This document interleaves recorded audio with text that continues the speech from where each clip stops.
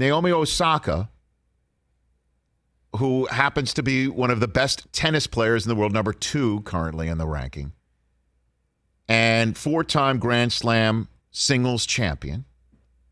If I'm not mistaken, Christopher, you can correct me, the current United States and Australian Open champion. I believe that's correct.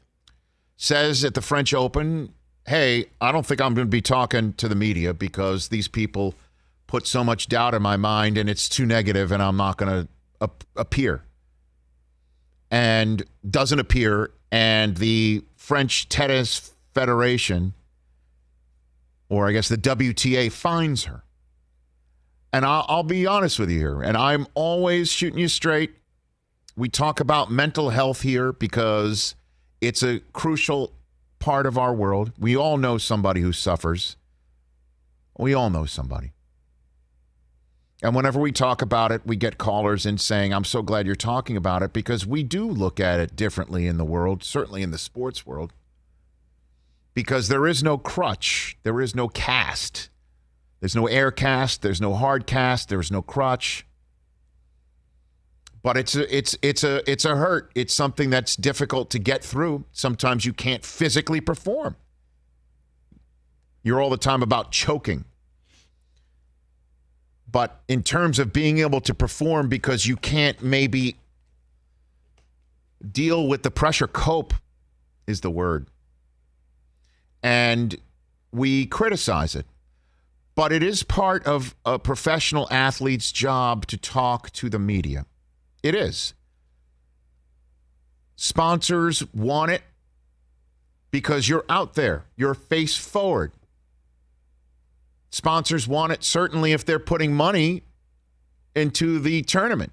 That's paying the prize money. And publicity is part and parcel of our world. And I am biased because I am a member of the media. Shows like this one require people to want to call in and have a conversation. And you do find out in post-game press conferences stories, poignant moments, that I think is what fans get into. When Nick Foles, after he won the Super Bowl, talking about sticking to your belief system. Now, it's much easier to talk after you've won a Super Bowl than losing one, but that is what is required of you as a professional athlete. That's what you get into. And I'm not saying what Naomi Osaka did is wrong, because clearly, and this is what I hope, she is having some trouble coping with that aspect of this job. If she can't cope well enough to talk to the members of the media as is required, then she needs some assistance talking it out with a professional or somebody, and that's nothing wrong with that. Nothing wrong with that. And you could also say, well, she knew that getting in. Maybe she did as a young kid growing up where she grew up in Japan. Maybe she knew that. Maybe she knew, like, this is part and parcel of it, and she wanted the fame and she wanted the fortune and she knew it was coming. And then when it finally hit, she wasn't built for it. And she isn't built for it. And she's winning in spite of all of that. I feel for her. She just withdrew from the French Open over it. Now, you could sit here and say she handled it wrong going in and she's just covering her tracks. I think there's something going on between her temples that she needs to deal with in order to continue on, because if she's so popular, people love her for good reason. And she does put her life out there on social media, and she does want you to follow what she's doing, and that's part of the pressure too. I can't imagine if she has trouble answering a question from a member of the media at a tournament, and it puts a negative thought in her head. What is somebody posting some of the stuff that I even see on my Twitter account to her? How does she handle that? Maybe not so well. So she puts out this statement as well, you know, that this is a situation I ever imagined or intended when I posted a few days ago, and that may be naive in her thought. She's just 24 years old.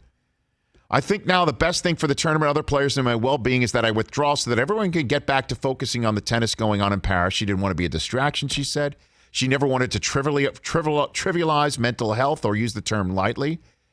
The truth is I've suffered long bouts of depression since the U.S. Open in 2018. Remember how she was born into the tennis world too?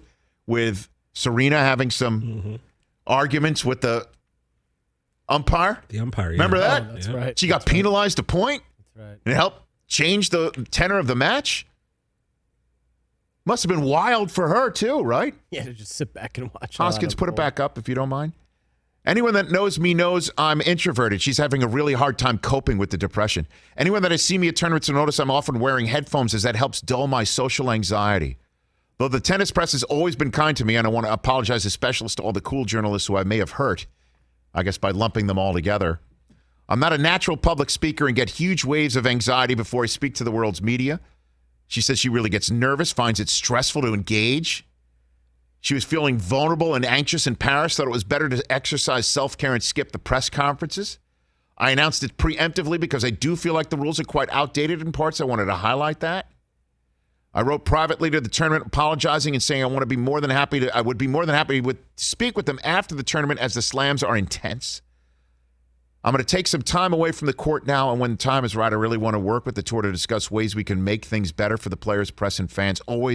Anyways, hope you are doing well and staying safe. Love you guys. I'll see you when I see you, with a heart emoji. So I hope she gets the time away that she needs, because, look, if she's going to continue on in this profession and succeed as well as she can, there will be press conferences. I mean, that's just the way it works. That's the way it goes in professional sports. That's why sports leagues fine players for not talking. Now, we in the media view ourselves as our jobs as a conduit for you, the fans. Fans might say, screw you, media, and then we're hearing that way too often, unfortunately. Very unfortunately, in threatening manners. But we're there to do a job. Some do it in a manner that is reprehensible, and those people should be called out for it when they do. But that's the way it works. You want to get into professional sports, you have to be prepared to speak when you don't want to speak and answer questions that might be difficult, but you can answer them in a way that gets you out of there fast. It is an exercise for some. It's easy for some, and it's difficult for others. And I hope she gets the work that she needs to get there. And, you know, how about, I don't know the name of the gentleman who is in charge of the French Federation of Tennis, who read a statement about their stance on fining Osaka, read it in French, read it in English, and then took no questions. And it's like, could you be more tone deaf? So we are going to do what we have to do with a player who has said they have a mental health break that's required, that they withdraw from the tournament because they didn't want to answer questions, and you don't take any yourself. Was there anybody in French or English who was like, you know, hey, Claude, or I should get his name right. Bernard. Hey, Bernie, let's sit down here. You got to take a couple questions. Like, what are you doing saying there will be no questions? This was all about somebody who didn't want to take questions, and now you're saying there will be no questions? What is your malfunction? How do people not, like, do I have to work PR and media relations for everyone? I can't. There's only one me. I feel like I do that so much here. Whether it was the way the Astros handled their portion of the cheating scandal, or baseball, or sometimes my colleagues in the NFL, or I constantly feel like I'm like I should open some sort of crisis management. Well, RES Consulting. RES Consulting is here for you. We're here for you. We do it all here. Yeah. You've been doing a lot of work lately. Nobody who's like, you can't say there's no questions. You've got to take a couple. 2, 3. Somebody could have said, you know, Bernie's got to go to a cafe. You know, he's got to go have a smoke. You know, Le Metro is closed. One of those lines is closed. He's got to get on the Metro. He's got his favorite crepe stand closes in a half an hour. A baguette. Come on. How does that happen? Golden wheat. Hey, you watched all the way to the end. Thanks for that. Watch more right here.